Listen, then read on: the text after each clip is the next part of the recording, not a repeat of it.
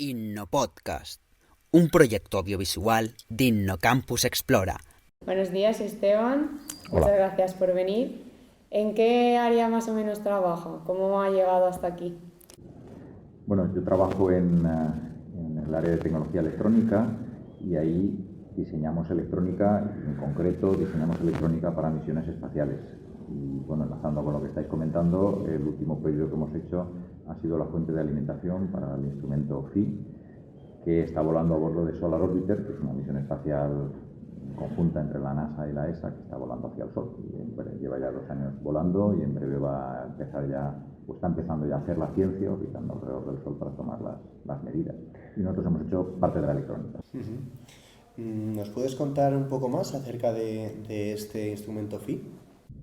Sí, es un instrumento complejo, es una misión liderada por el Max Planck Institut für Sonnensystemforschung en Alemania y lo que pretende es estudiar los campos magnéticos de la superficie del Sol, que evidentemente solo podemos estudiar viendo la superficie del Sol, y con esa información los astrónomos quieren averiguar qué ocurre dentro del Sol, la dínamo del Sol, por qué cambian la polaridad de los campos magnéticos del Sol cada X tiempo de norte a sur, y eso tiene influencia luego en nuestra vida diaria, porque de hecho el Sol es el que influye, nos da el calor diario, nos da la luz y nos da todo lo demás. Se llama la heliosfera, que es, digamos, todo el área de influencia del Sol que alcanza todo el sistema solar.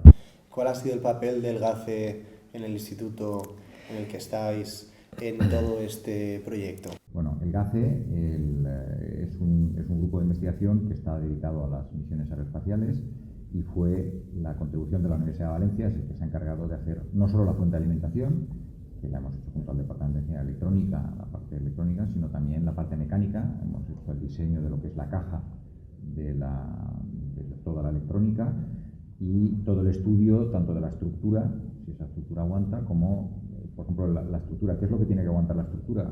Porque si uno piensa un poco, cuando uno está en el espacio flotando, como he visto en muchas películas, ahí qué problema tiene la estructura, claro. Está todo flotando. Pues solo se tiene que hacer un estudio muy detallado para el lanzamiento. O sea, el lanzamiento donde los cohetes alcanzan aceleraciones de hasta 8, 9, 10 Gs, 10 veces la aceleración de la Tierra. Claro. Necesito saber que cuando salgo algo al espacio, durante el lanzamiento no se me descuajeringue, se me desmonte y se me estropee, ¿no? Porque claro. Hay placas electrónicas, hay un telescopio, bueno, varios telescopios en el instrumento. Entonces, el instrumento son varios telescopios que observan el Sol. Es un instrumento que se llama de Remote Sensing, es decir, se ve al Sol a la distancia, y luego toda la electrónica para procesar esos datos. Esas imágenes se adquieren con una CCD, con una cámara digital, se digitalizan, incluso se comprimen, porque tenemos limitados, igual lo hablaremos, tenemos limitados los datos que podemos mandar a la Tierra, etc. Así que eso es un instrumento complejo en el cual hemos participado muchos institutos.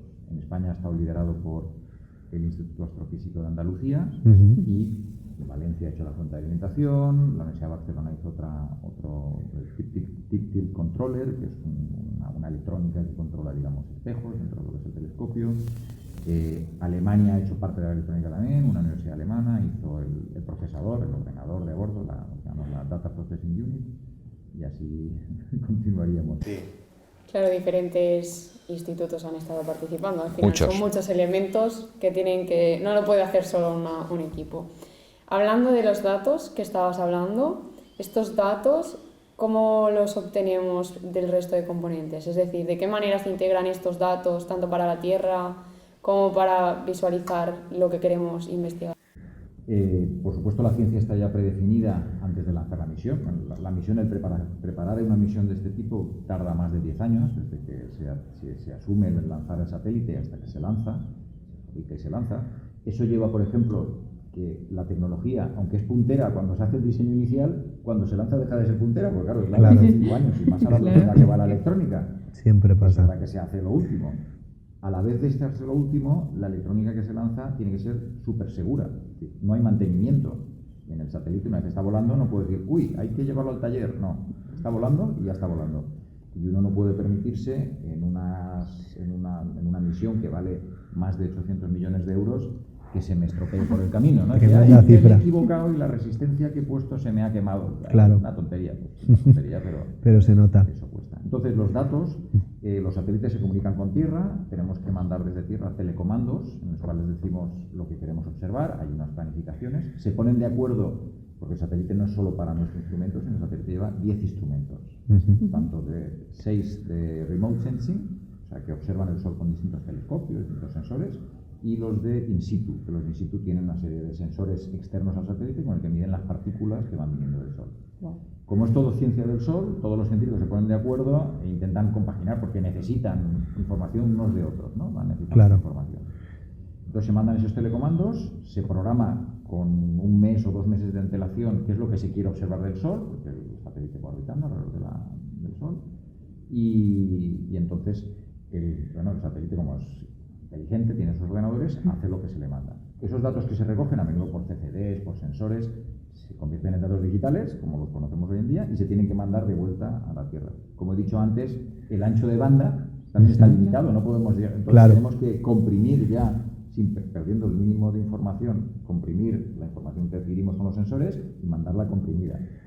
O sea, que ahí todo está limitado, o sea, por mucho. No, pues yo llevo un satélite de grandísimo, unos sensores, no, vale. Quiero un ordenador, un Pentium, no sé cuánto, no, porque eso consume y no tenemos paneles solares para... En este caso, paneles solares no hay problema, porque falta batería. Sí.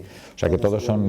Muy complicado. Muy complicado. Incluso eso os va a limitar un montón en el tipo de materiales que utilicéis, componentes tecnológicos y demás. Me quería centrar ahora en una de las dificultades en las que se ha enfrentado este proyecto, que es la colocación del satélite en latitudes altas del Sol, que parece una cosa que de normal no suele hacerse.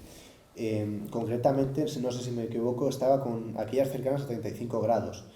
Entonces, este fenómeno, ¿cómo se consigue? ¿O está movido por algún interés concreto del proyecto como tal? ¿O hay algunas limitaciones tecnológicas que no permitan subir más al satélite? Las limitaciones son así. Primero hay un interés grande científico. Los astrónomos quieren observar el Sol desde los polos para ver si ven algo que no se haya visto todavía, porque desde la Tierra jamás podemos ver los polos.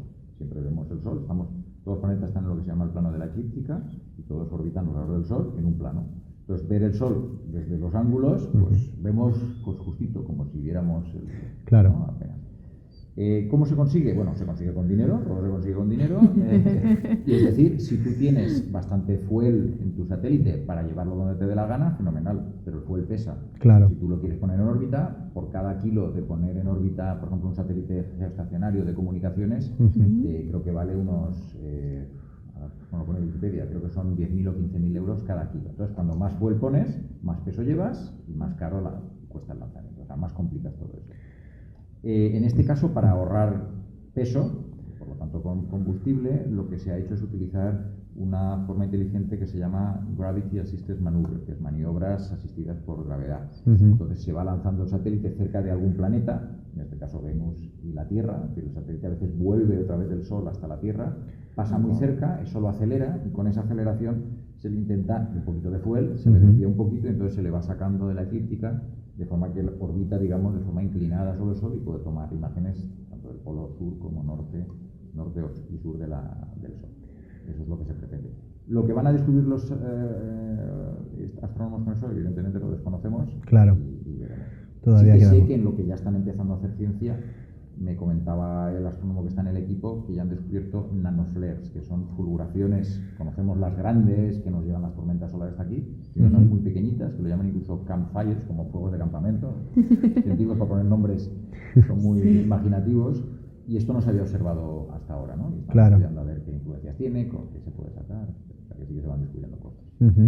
Claro, ahora sabemos ya más o menos cómo funciona, pero ¿qué objetivos se han logrado actualmente con el Sol? Bueno, es muy pronto todavía. Se quieren desvelar misterios como, según me cuentan los científicos, cómo se producen los campos magnéticos del Sol, por qué cambian de orientación y qué influencia tiene eso. Eso no está, los mecanismos no están del todo claros.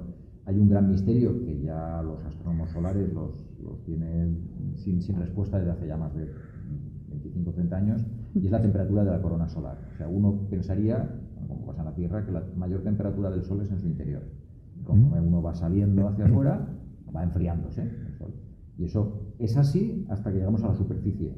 Pero cuando sobrepasamos esa superficie, tengas en cuenta que es todo gas o plasma, el Sol.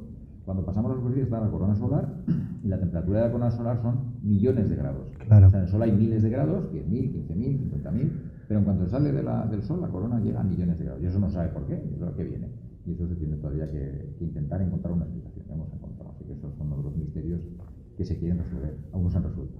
Bueno, pero próximamente Ojalá, puede ojalá. que sea. Vale. Cuéntanos un poco más de ti, Esteban. ¿Cómo llegas a este grupo de investigación?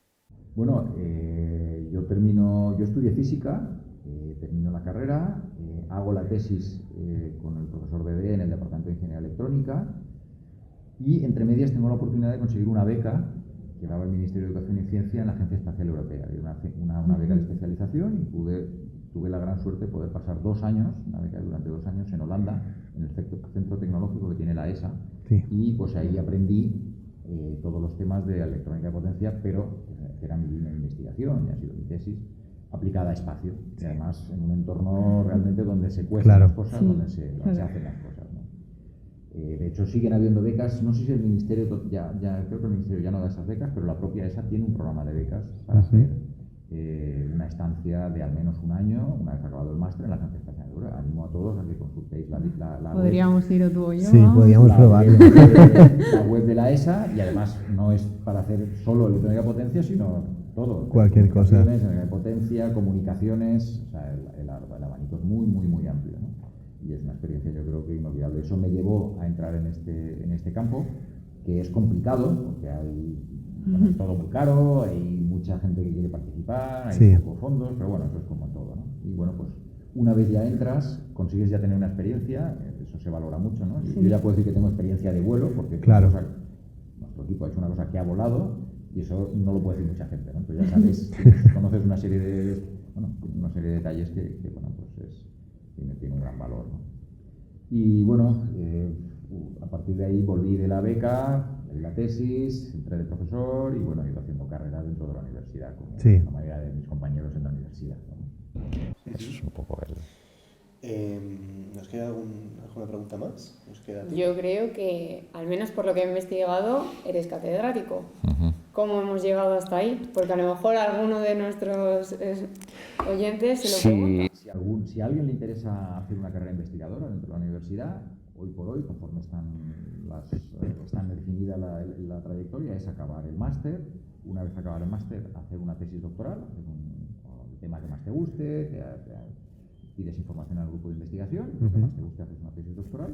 Una vez acabada esa tesis, en la cual es importante tener publicaciones científicas, hoy por hoy eso es lo que más se valora a nivel de ciencia en todo el mundo, no en España, sino en todo el mundo. Hay que hacer estancias también en extranjero, en institutos de investigación, a ser posible en el extranjero, ¿vale? Importante, donde se sigue publicando.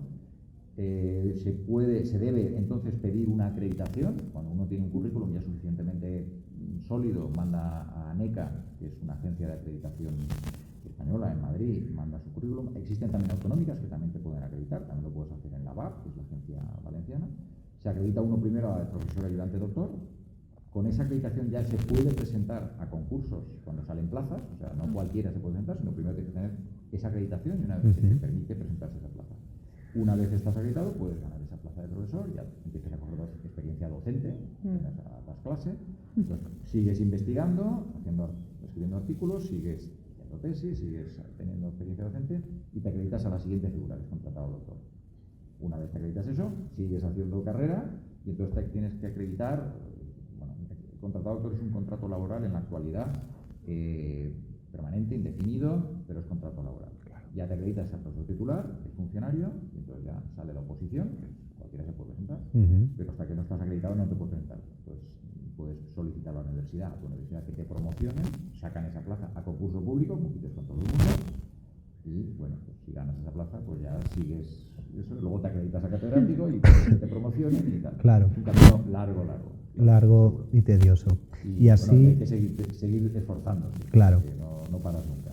Y así, como comentario final, muchos de nuestros potenciales oyentes en un podcast son estudiantes que están haciendo un grado o un título similar.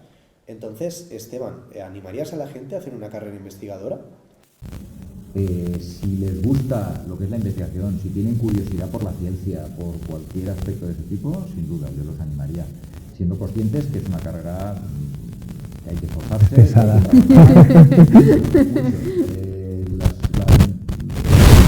Uno cuando acaba la carrera dice, bueno, ya he estudiado mucho, ya he pintado los fines de semana, ya estoy harto y ahora ya quiero trabajar y los fines de semana libres y tal.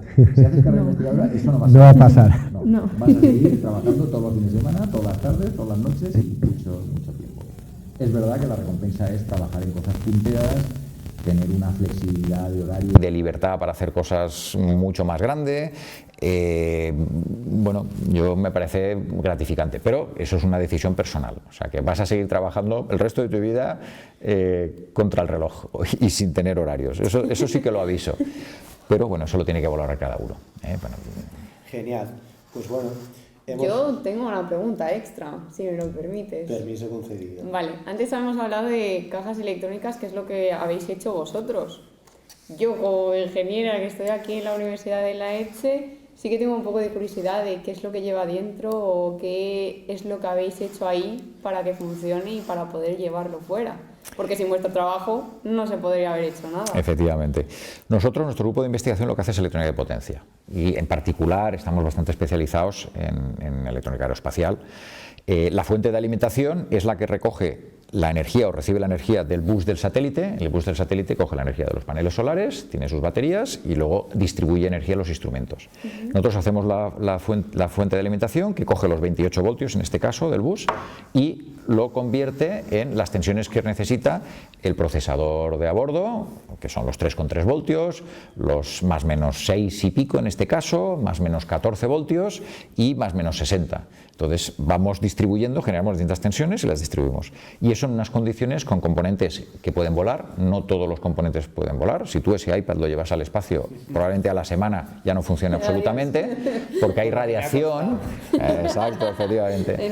En el espacio hay radiación, hay mucha radiación. Es como si tú haces un paseo espacial con un traje espacial, es como si estuvieras haciéndote 40 radiografías al día, ¿no? Entonces, evidentemente, el riesgo para los astronautas es grande, pero para la electrónica también. Esa radiación, esas partículas, esa radiación estropean los procesadores, estropean el electrón. Entonces, tienes que buscar, existe una tecnología de componentes que están cualificados y soportan esa radiación. Igual que si hay que poner electrónica o sensores dentro de un reactor nuclear, ahí tiene que aguantar eso. Entonces necesita una serie de componentes especiales, necesita pasar unos test muy estrictos, por eso diseñar una fuente, que a lo mejor lo hacéis hasta vosotros en un proyecto fin de carrera, en espacio puede costar 7 años en desarrollar. Hacemos distintos modelos, hacemos un primer prototipo, luego otro modelo, luego un modelo de componentes caros pero no los finales, luego los modelos de vuelo con los componentes de vuelo, eso se vibra. Llegar al detalle que, por ejemplo, cuando la fuente tiene conectores, ¿vale? Los conectores solo se les permite conectar el cable, creo que son 5 veces. Tú no puedes conectarlo, entonces no puedes decir, espérate, voy a hacer una prueba, quito y pongo. Cuando es 5, tienes que tirarlo y tienes que desoldarlo y volver a ponerlo nuevo con todo el problema que eso significa. Claro. No puedes medir con el osciloscopio en una placa de vuelo. Por si acaso, no. Entonces tienes que hacer todas las pruebas antes y ahí inventarte unas pruebas. Hay unos test points que tú puedes, ahí sí que puedes enganchar, pero no puedes medir. ¿Voy a medir en la patita esta del integrador? No. O sea que son todo claro, y tienes que pensarlo para que, bueno, ¿y cómo sé yo que esto funciona? Hombre, has hecho antes tantos prototipos y pruebas, ¿no? Claro. Si les hace unas vibraciones, búscate en internet los vídeos de cómo vibraron eso y dice, yo mi portátil no lo pongo a menearlo de esa manera. Y eso solo es pensando en el lanzamiento, como decía antes, ¿no? Claro. O sea que es una electrónica muy especializada y muy complicada. Sí. ¿Cómo influye eso en el diseño? Cuando yo elijo componentes, tú vas a Farnell o a RS o cualquier otro vendedor, ¿no? Buscas ahí, tienes ahí para elegir lo que sea. En espacio, esa lista tan larga se reduce a lo mejor a 3, ¿no? De espacio solo hay 3. Entonces ya no puedes, lo que decíamos, ya no puedes coger el procesador que quieres, la cámara de vídeo que quieras, el transistor que quieras, no, solo hay unos pocos. Cosas muy específicas, vaya. Sí. Y el coste que tiene ya ni hablamos, ¿no? El transistor que en Farnell vale 1 euro, para espacio vale 50 euros, o sea, 50 veces más, y así sumas. Claro. Es increíble lo que hemos aprendido hoy del Sol, de satélites y de todos los misterios que esconde. ¿Quién sabe si en el futuro es el Sol el que esconde las grandes soluciones a los problemas de la humanidad?